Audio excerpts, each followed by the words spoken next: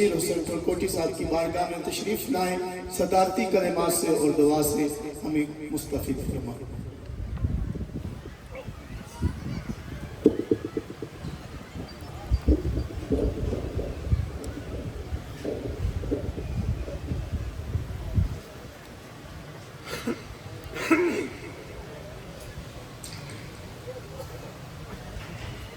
نحمده ونصلي ونسلم على رسوله الكريم اما بعد فاعوذ بالله من الشيطان الرجيم بسم الله الرحمن الرحيم وأيوب إذ نادى ربه أني مسني الضر وأنت أرحم الراحمين صدق الله العظيم إن الله وملائكته يصلون على النبي يا أيها الذين آمنوا صلوا عليه وسلموا تسليما اللهم صل وسلم على سيدنا ومولانا محمد وعلى آل سيدنا ومولانا محمد وبارك وسلم الصلاة والسلام عليك يا سيدي يا رسول الله وعلى آلك وأصحابك يا سيدي يا حبيب الله۔ الحمدللہ، اللہ تعالیٰ کا لاکھ لاکھ شکر ہے کہ اس مالک الملک نے ایک بار پھر ہمیں مل بیٹھ کر اپنا اور اپنے محبوب پاک صلی اللہ علیہ وسلم کے ذکر کی توفیق خاص عطا فرمائی۔ لاکھوں اور کروڑوں درود سرکار دو جہاں صلی اللہ علیہ وسلم پر، جن کے طفیل مالک الملک نے یہ مہربانی فرمائی۔ حاضرین محفل، رب کائنات نے قرآن کریم میں مختلف انبیاء علیہ السلام کے واقعات بیان فرمائے ہیں اور ان کی دعاؤں کا ذکر کیا ہے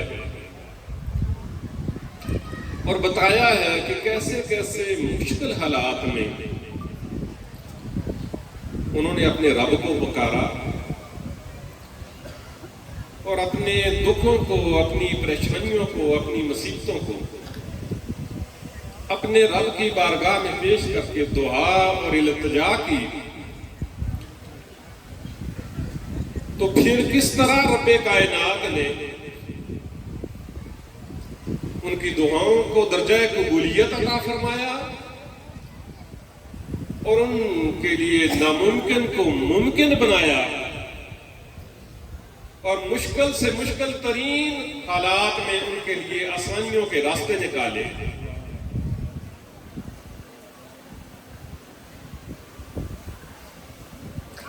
حاضرین محفل، میں نے جس آیہ مقدسہ کو تلاوت کیا ہے اس میں ایوب علیہ السلام کی دعا کا ذکر ہے کہ یاد کرو وہ وقت جب ایوب علیہ السلام نے اپنے رب کی بارگاہ میں التجا کی کہ مولا مجھے بہت تکلیف ہو رہی ہے اور تو سب سے بڑھ کر رحم کرنے والا ہے۔ حاضرین محفل، ایوب علیہ السلام کو رب کائنات نے دنیا کی بے پناہ مال و دولت سے نواز رکھا تھا۔ دنیا کی کوئی ایسی چیز نہ تھی جو سیدنا ایوب علیہ السلام کے پاس نہ ہو۔ دنیا کی ہر نعمت انہیں میسر تھی۔ سینکڑوں کے حساب سے ان کے اونٹ، ان کی بکریاں، ان کے دمبے، ان کی گائے، مال و مویشی کی فراوانی تھی۔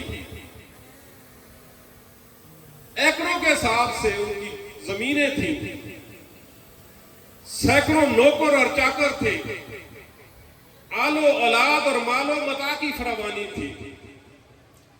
یعنی ایوب علیہ السلام اپنے وقت کے کھرب پتی تھے۔ کوئی ایسی چیز نہ تھی جنہیں اللہ نے دے نہ رکھی ہو۔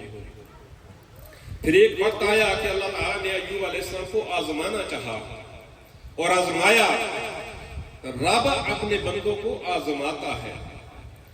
اپنے انبیاء کو، اپنے اولیاء کو، اپنے مقبول بندوں کو آزماتا ہے، ان کا امتحان لیتا ہے. یہ دنیا امتحان گاہ ہے. اور یاد رکھیں کہ جس کا جتنا بڑا مقام ہوتا ہے، جتنی بڑی شان ہوتی ہے، جتنا بڑا رتبہ ہوتا ہے، اس کی آزمائش بھی اسی حساب سے اتنی ہی بڑی ہوتی ہے. تو رب تعالیٰ نے ایوب علیہ السلام کو آزمایا اور ان سے وہ ساری چیزیں چھین لی. یہ میرے رب کا قانون ہے، وہ کبھی دے کے آزماتا ہے، کبھی واپس لے کے آزماتا ہے. یہ اس کی مرضی ہے. جب ایوب علیہ السلام کی آزمائش شروع ہوئی تو ان سے وہ سب کچھ چھین لیا گیا. ان کے مال مویشی، ان کے اونٹ، ان کی بکریاں، ان کے دمبے، ان کا سارا مال و متاع، سارا مال مویشی بیمار ہوا اور مر گیا. سینکڑوں ایکڑ زمین پہ ان کی کھڑی فصلیں جل کر راکھ ہو گئی. نوکر چاکر ختم ہو گئے. آل و اولاد جتنی بھی تھی ایک ساتھ فوت ہو گئی. پھر اللہ نے ان کے جسم میں کئی طرح کی بیماریاں ڈال دی، یہاں تک کہ ان کے جسم کا گوشت اور گوشت گر کر نیچے گر گیا. ہڈیوں کا ایک ڈھانچہ رہ گیا، ایک زبان باقی تھی جو اللہ کا شکر کر رہی تھی. اور پھر ایک وقت آیا جب ایوب علیہ السلام نے اپنے رب سے التجا کی، اپنے رب سے فریاد کی، دعا مانگی کہ مولا میں بڑی تکلیف میں ہوں، تو سب سے بڑھ کر رحم کرنے والا ہے. تو اللہ تعالیٰ نے ان کی دعا کو قبول فرمایا اور انہیں پہلے سے بڑھ کر مال و دولت بھی عطا فرمایا اور آل و اولاد بھی عطا فرمائی اور شان و شوکت بھی عطا فرمائی. فاستجبنا له فکشفنا ما به من ضر وآتیناہ آلہ. اللہ تعالیٰ نے ان کی دعا کو قبول کر لیا اور ان کی تکلیف کو دور فرمایا اور ان کو اپنے خزانہ خاص سے مال و دولت اور بے حساب شان و شوکت عطا فرمایا. اسی طرح قرآن کریم میں زکریا علیہ السلام کی دعا کا ذکر ہے. پہلے علامہ زہید صاحب نے آپ کو سنایا ہے کہ ان کی عمر 90 سال سے ابو ہو چکی تھی. ان کی بیوی بانجھ تھی، اولاد نہیں ہو رہی تھی. ساری زندگی گزر گئی ان کی، یہاں اولاد نہیں ہوئی. تو وہ پریشانی کے عالم میں رب کی بارگاہ میں انہوں نے التجا کی، رب نے ان کی دعا کو قبول کر لیا. تو قرآن کہتا ہے کہ زکریا علیہ السلام نے عرض کی، لم اکن بدعائک رب شقیا. اے میرے پروردگار، میں تجھ سے مانگ کر کبھی بھی مایوس نہیں لوٹا، کبھی نامراد نہیں لوٹا، کبھی خالی دامن نہیں لوٹا. اذ نادا ربہ نداء خفیا. پھر انہوں نے چپکے سے اپنے رب کی بارگاہ میں التجا کی، اپنے دل کی بات اپنے رب کی بارگاہ میں پیش کی. یہاں دعا مانگنے کا طریقہ اور سلیقہ بھی بتایا جا رہا ہے. نداء خفیا، چپکے سے، خاموشی سے. ہماری یہ خواہش ہوتی ہے کہ دعا بلند آواز سے کی جائے، سب کو سنائی جائے. تو یاد رکھیں، بلند آواز سے دعا میں مانگنے کا عنصر کم ہوتا ہے، پڑھنے کا زیادہ ہوتا ہے. جو دعا کا خشوع و خضوع ہے نا، وہ آہستگی سے ہے. تو رب تعالیٰ فرماتا ہے کہ انہوں نے آہستہ سے اپنے رب کی بارگاہ میں التجا کی، فریاد کی، اپنے دل کی بات اپنے رب کے ہاں پیش کی. عرض کی، مولا میں بوڑھا ہو چکا ہوں، میری اولاد نہیں ہے، میں اپنے بعد اپنے بھائی بندوں سے ڈرتا ہوں، میری بیوی بانجھ ہے، وہ اولاد پیدا کرنے کے قابل نہیں ہے. تو اپنی طرف سے مجھے ایک وارث عطا کر. یہ ان کی دعا کا مفہوم ہے. تو اللہ تعالیٰ نے کیا فرمایا؟ اللہ تعالیٰ نے ان کی دعا کو قبول فرمایا اور فرمایا، یا زکریا انا نبشرک بغلام اسمہ یحییٰ. اے زکریا، میں تجھے ایک بیٹے کی بشارت دیتا ہوں جس کا نام یحییٰ ہے. تو اللہ تعالیٰ نے دعا قبول کر لی بیٹے کی بشارت بھی دے دی اور بیٹے کا نام بھی بتا دیا، بات پکی ہو گئی۔ پھر زکریا علیہ السلام نے عرض کی یا اللہ میری بیوی تو بانجھ ہے اور میں بڑھاپے کی وجہ سے سوکھ کا ایک خشک ٹہنی کی طرح ہو گیا ہوں، یہ لڑکا کہاں سے آئے گا؟ تو رب کائنات نے فرمایا زکریا یہ میرے لیے مشکل نہیں ہے، میں قادر مطلق ہوں، میں سب کچھ کر سکتا ہوں، میری یہ شان ہے کہ میں کن فرماتا ہوں تو فیکون وہ ہو جاتا ہے۔ میں نے جس طرح تجھے پہلے پیدا کیا جبکہ تو کچھ بھی نہ تھا، بس سیم اسی طرح میں نے یحییٰ کو بھی پیدا کر دینا۔ پھر اللہ تعالیٰ نے انہیں بڑھاپے کے عالم میں وہ بیٹا عطا فرمایا۔ تو حاضرین محفل اسی طرح قرآن کریم نے یونس علیہ السلام کا ذکر فرمایا کہ جب وہ مچھلی کے پیٹ میں گئے نا تو قرآن کہتا ہے کہ وہ 3 اندھیروں کے پیٹ میں تھے، ایک رات کا اندھیرا، دوسرا سمندر کی گہرائیوں کا اندھیرا اور تیسرا مچھلی کے پیٹ کا اندھیرا۔ تو وہاں سے یونس علیہ السلام نے اپنے رب کو پکارا، فنادا ربہ اللہ الہ الا انت سبحانک انی کنت من الظالمین۔ فنادا فی الظلمات اللہ الہ الا انت سبحانک انی کنت من الظالمین۔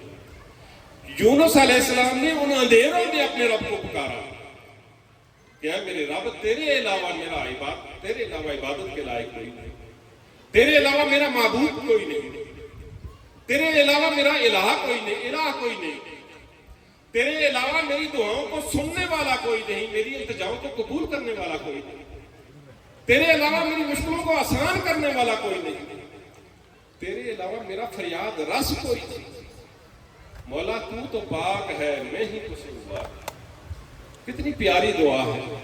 تو اللہ تعالیٰ فرماتا ہے کہ میں نے یونس علیہ السلام کی فریاد کو سنا جب انہوں نے سمندر کی گہرائیوں میں سے مجھے کال کی، میں نے ان کی کال کا جواب دیا اور ان کو وہاں سے نکالا جہاں سے نکلنے کے سارے راستے بند ہیں۔ فَاسْتَجَبْنَا لَهُ وَنَجَّيْنَاهُ مِنَ الْغَمِّ، میں نے ان کی فریاد سنی اور ان کو غم سے نجات عطا فرمائی۔ تو حاضرین محفل، رب کریم نے قرآن کریم میں یہ واقعات اس لیے بیان فرمائے ہیں کہ میرے بندو میری ذات سے کبھی مایوس نہ ہو۔ جب دنیا کے غم تمہیں گھیر لیں، دکھ مصیبتیں اور پریشانیاں تمہارا مقدر بن جائیں، جب اپنے اور پرائے تمہارے دشمن بن جائیں، جب سارے راستے تمہارے لیے بند ہو جائیں، جب ہر طرف تمہارے لیے رکاوٹیں کھڑی ہو جائیں، جب سارے دروازے تمہیں بند نظر آئیں، تب بھی میرا دروازہ تمہارے لیے کھلا ہوگا۔ میرے دروازے کو کبھی کھٹکھٹا کے تو دیکھ لینا، کبھی جبین نیاز وہاں جھکا کے تو دیکھنا، کبھی مجھ سے مانگ کے تو دیکھنا، دامن طلب پھیلا کے تو دیکھنا، کبھی میرے سامنے دستے دعا اٹھا کے تو دیکھنا، تمہارے دامن کو بھرنا دوں تو پھر کے۔ تو حاضرین محفل، حدیث پاک کا مفہوم ہے کہ جسے دعا کا موقع مل گیا اس کے لیے رحمت کے دروازے کھول دیے جاتے ہیں۔ تو اللہ والوں نے ہمارے لیے یہ دعا کے مواقع پیدا کیے ہیں۔ یہ عرس کا موقع ہے، اجتماعی دعا کا موقع، کہیں محفل ذکر دعا کا موقع، کہیں محفل میلاد دعا کا موقع، کہیں محفل اوراد دعا کا موقع۔ یہ سارے دعا کے مواقع ہیں اور رب فرماتا ہے کہ میری ذات سے مانگنے والا کبھی مایوس نہیں لوٹایا جاتا، میرے دروازے سے طلب کرنے والا کبھی محروم نہیں لوٹایا جاتا، کبھی خالی دامن نہیں لوٹایا جاتا۔ رب تو فرماتا ہے لا تقنطوا من رحمت اللہ، میری رحمت سے نا امید نہ ہونا. میری ذات وہ ذات ہے جو مشکلوں کو آسان کر سکتی ہے، میرے لیے کوئی مشکل نہیں ہے. میں نے تمہیں موسیٰ علیہ السلام کو فرعون کی گود میں پال کر تمہیں دکھا دیا ہے. میں نے اسماعیل علیہ السلام کو چھری کے نیچے سے بچا کر تمہیں دکھا دیا ہے. میں نے ابراہیم علیہ السلام کو جلتی ہوئی آگ میں سے بچا کر تمہیں دکھا دیا ہے. میں نے مریم کو بغیر باپ کے بیٹا عطا فرما کر تمہیں دکھا دیا ہے. میں نے موسیٰ علیہ السلام کے لیے سمندر میں خشک راستے نکال کر تمہیں دکھا دیا. تو حاضرین محفل، جس مشکل کو ہم مشکل سمجھ رہے ہوتے ہیں، جس دکھ درد کو ہم پریشانی سمجھ رہے ہوتے ہیں، جس مصیبت کو ہم سب سے بڑی مصیبت جان رہے ہوتے ہیں، ہو سکتا ہے کہ وہ رب کے ارادے میں ہمارے کسی نئے سفر کا آغاز ہو، ہماری رفت کا سفر ہو، ہماری بلندیوں کا سفر ہو، ہماری کامیابیوں کا وہ پہلا زینہ ہو، وہ پہلا سٹیپ ہو، وہ پہلی پوڑی ہو. اس لیے کہ جب یوسف علیہ السلام کو کنویں میں گرایا گیا تھا نا، تو ان کو ہرگز یہ معلوم نہ تھا کہ یہ ان کے لیے کسی نئے سفر کا آغاز ہے، پیغمبری کا سفر، بادشاہت کا سفر. وہ کچھ بھی نہ جانتے ہوئے کہ آگے ان کے ساتھ کیا ہوگا اور کیا ہونے والا ہے، پورے یقین اور استحکام کے ساتھ وہ آگے بڑھ رہے تھے کہ میرا رب میرے ساتھ ہے، میرا رب میرے ساتھ ہے. تو پھر رب کائنات نے ان کو نبوت سے بھی نوازا اور ان کو بادشاہت بھی عطا فرمایا. من یتوکل علی اللہ فہو حسبہ، جو شخص اپنے رب پہ بھروسہ کرتا ہے اللہ اس کے لیے کافی ہو جاتا ہے، اللہ اس کے لیے کافی ہو جاتا ہے. تو اللہ کے لیے کیا مشکل ہے کہ وہ ناممکن کو ممکن بنا سکتا ہے، وہ مشکل کو آسان کر سکتا ہے، وہ مصیبتوں کو ٹال سکتا ہے، وہ دکھ درد کو دور کر سکتا ہے، وہ پریشانیوں سے نجات عطا فرما سکتا ہے. وہ خود فرما رہا ہے امن یجیب المضطر اذا دعاہ فیکشف السوء. جب بھی کوئی پکارنے والا مجھے دل سے پکارتا ہے، تڑپ تڑپ کر پکارتا ہے، میں اس کی پکار کو سنتا بھی ہوں اور اس کے دکھ درد کو دور بھی فرما دیتا ہوں. تو حاضرین محفل، اللہ تعالیٰ ہمارا حامی و ناصر ہو. آقا دو جہاں صلی اللہ علیہ وسلم کے تقریر ہماری سازی کو اپنی بارگاہ میں قبول و منظور فرمائے اور ہمیں بار بار یہ دعا کے مواقع نصیب فرمائے. آمین. بجائے سید المرسلین. تمام احباب دعا کریں.